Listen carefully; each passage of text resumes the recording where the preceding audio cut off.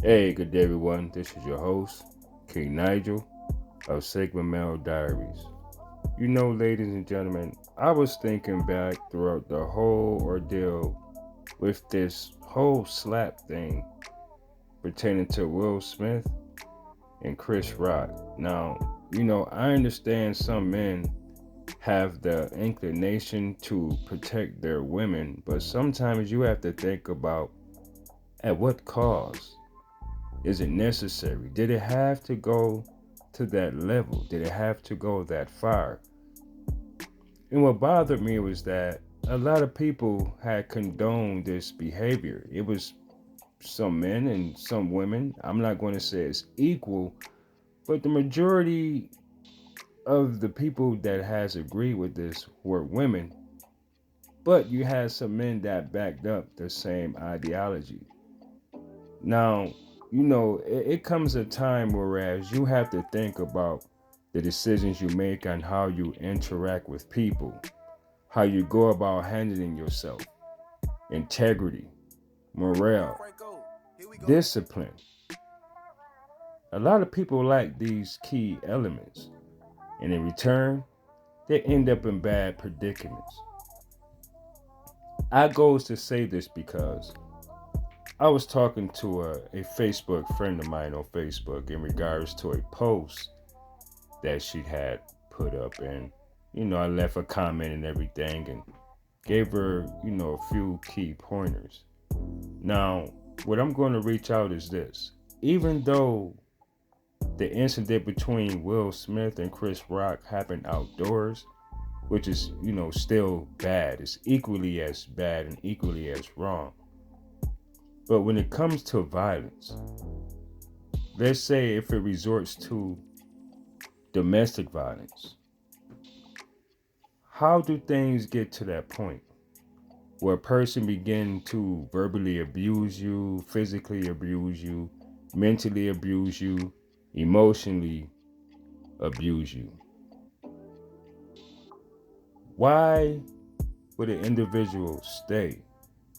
Now, I heard a lot of people say, I want somebody to love me. I want somebody that I can confide in.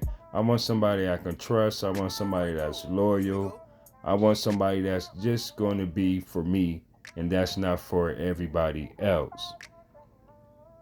However, that might just be from your perspective on what you want from another individual. And this is why I'm going to stress the key importance of self-fulfillment.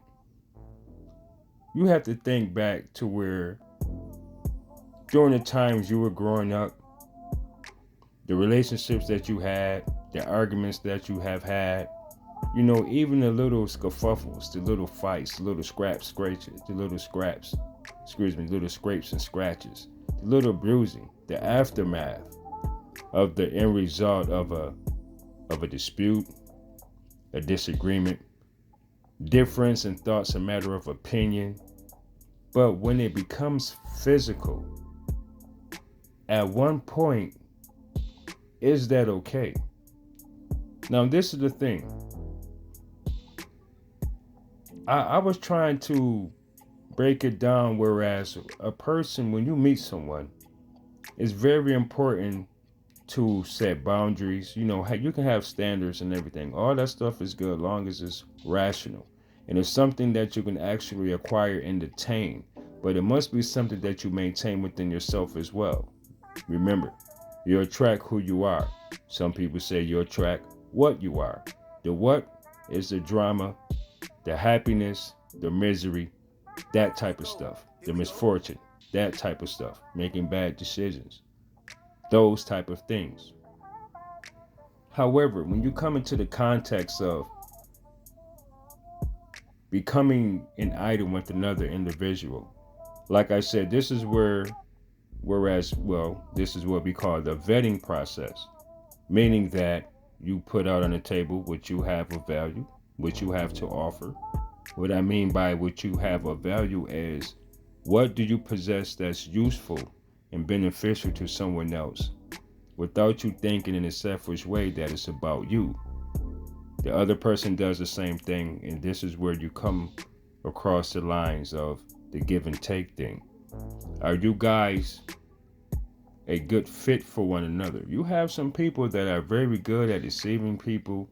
They're chameleons. They perceive, themselves to be one way, and then later on down the road, like they say, the representative, that wears off. But how important is your self-worth? How important is self-love, respect? What's wrong with setting boundaries and standards when someone is coming into your life? You have to understand where these people are coming from. Oftentimes they say it's not where you come from, it's where you're at. But at the same time, how did that person get to where they are? Did that person grow? Did that person get any better? Did they get any worse?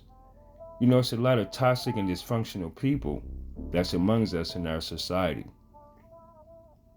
You never know what's going on behind closed doors. And you never know what story someone has to tell. And there's two sides to every story. It's his and her story, and then there's the truth. So this whole vetting process, sitting down, getting to know this person, what their intent is pertaining to this relationship. Is it going to lead to marriage? Kids, planning things for your future together as a whole. But what happens when you skip this process? Turmoil and tragic situations. Sometimes the end result is domestic violence, and it may lead to death. You never know what may transpire. You never know what's going on in a person's head 24 hours of the day. 1 minute they're okay, the next minute they have an attitude. 1 minute they're okay, the next minute they're ready to fight. How do people acquire these behaviors? Number one, you have a lot of people that has a troubled background from a single parent household, from them feeling neglected, for people who felt as if they had to raise themselves, for individuals who feel as if they are the only ones that they have. You have some people who burnt a lot of bridges. You have some people whose lives is literally hanging by a thread. And this is where they come in to try to, suck someone else's energy that is of good substance. But how do you avoid these people? Sometimes you just have to pay attention and recognize what the red flags are. Sometimes and somewhere there are points, and it will be a point where that intuition kicks in and say, hold on, wait, something isn't right. Sometimes it's too late, the damage is already done. But for those individuals who are very observative, inquisitive, and they know their worth, their value, they know what they have to offer to someone, they know what they possess within themselves. And sometimes you find yourself trying to save people. They say, hurt people, two hurt people can hit each other. That's not true. Two hurt people can only dig a deeper hole for toxicity and further destruction to both of their demise. It's a lot of people who hang on to the past, their relationships. I remember, last time so and so did this and such did that, and this is what they were doing. It's a lot of people that's hurt trying to move forward. They haven't sought the proper guidance, the proper counseling, therapy, or anything. They figure they can heal themselves. And that's the main reason.